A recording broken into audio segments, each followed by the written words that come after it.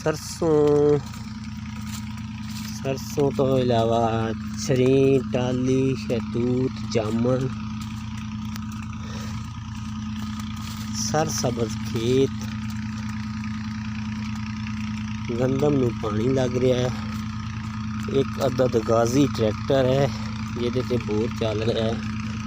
यह है बांस तो इलावा खजूर।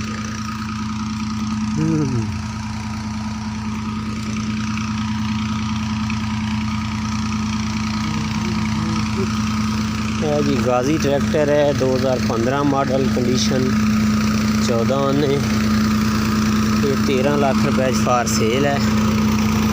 ये बोर चल रहा है।